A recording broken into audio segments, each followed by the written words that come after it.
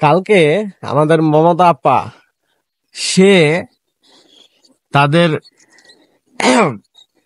সংসদ অধিবেশনে বলে যে বাংলাদেশে যেটা চলতেছে সংখ্যালঘুদের উপর, সেটা যদি তারা হস্তক্ষেপ না করতে পারে তাহলে জাতিসংঘে মিশনের কাছে তারা আবেদন করবে বাংলাদেশে জাতিসংঘ শান্তি রক্ষার মিশন লোক যদি বাংলাদেশে আসে, তারা এসে এটা পর্যবেক্ষণ করে।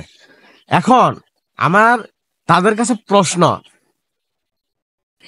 যে হাই কমিশনার আছে ভারতে, ওইখানে যখন হাই কমিশনের উপর যখন হামলা হলো, সেইখানে আপনাদের প্রশাসন ব্যর্থ কেন? কোন সময় শুনছেন যে কোনো হাই কমিশনের উপরে হামলা হইতে? কিন্তু হয়েছে, ওইখানে পতাকা পুরানো হয়েছে। তাহলে আপনাদের পুলিশ প্রশাসন তারা কি ব্যর্থ? তারা ব্যর্থ যদি হয়, বাংলাদেশ থেকে লোক নিয়ে যান, বাংলাদেশ থেকে প্রশাসন নিয়ে যান, নিয়ে যায় সেরা সেখানে প্রোটেক্ট করে।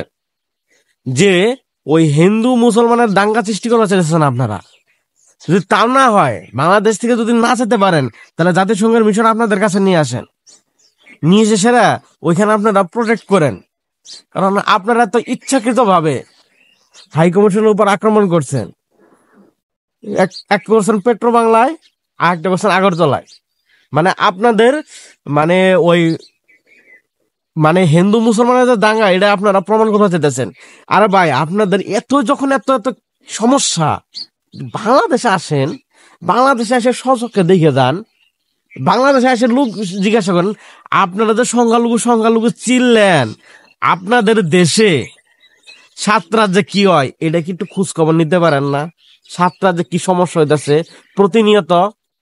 7 রাজ্যে ও কি সমস্যা তাদের উপরে যে প্রতিনিয়ত যে প্রকাশ করে, তখন তো কিছু বলেন না।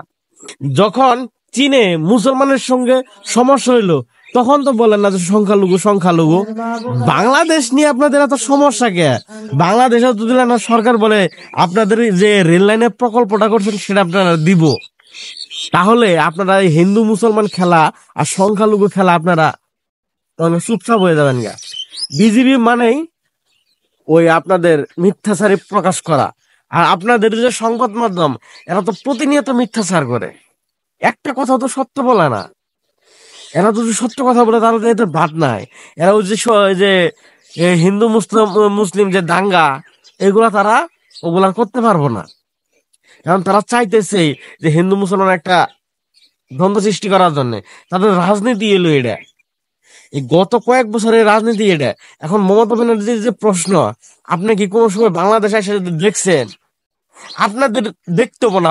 আপনাদের যে ইন্ডিয়ার যে মিডিয়া গুলো আছে না, ফ্রি বিষয় নিয়ে সেরা বাংলাদেশে আইসে এই সংখ্যালঘু যে বলেন না, আপনারা এই সংখ্যালঘুদের কাছে জিজ্ঞাসা করে যে বাংলাদেশে তারা কেমন আছে। আর যে চিন্ময় দাসকে নিয়ে আপনারা এত উগ্রবাদী, সে চিন্ময়কে তার সংগঠন রাখছে কিনা সেটা একটু জিজ্ঞাসা করবেন। যে চিন্ময় দাসকে নিয়ে কি মামলা হয়েছে সেটা একবার দেখান, সত্যটা ভারতকে প্রকাশ করেন। যে ভারতের লোক সংখ্যা যে বাংলাদেশকে তারা এতদিন দাবায় রাখছে, এটা তারা মানে নিতে পারতেছে না। বাংলাদেশ যে এখন একটা স্বাধীন হয়েছে, এটা তারা বুঝতেও পারতেছে না, মানে নিতেও খুব কষ্ট হইতেছে। সেই জন্য তারা কিছু ওই যে আছে না, যে টাকার পাগল, যে এখন বাংলাদেশ আক্রমণ করবো, বাংলাদেশ আমাদের, স্বপ্নরা দেখা বাদ দেন, বুঝছেন? যে বাংলাদেশ আপনাদের না, এই জিনিসটা দেখা বাদ দেন। পাকিস্তান আর এই পাকিস্তান ঠিক থাকতো না, তাহলে আপনাদের এই মনের ভিতরে চিন্তাটা কোনো সময় প্রকাশ পেত না। ওই আলাদা করছেন একটা কারণে, যে বাংলাদেশ আপনারা নিতে পারেন, তাহলে ওই 7 সিস্টারে যাইতে আপনাদের সুবিধা হবো। আর এগুলো ষড়যন্ত্র থেকে বের হন।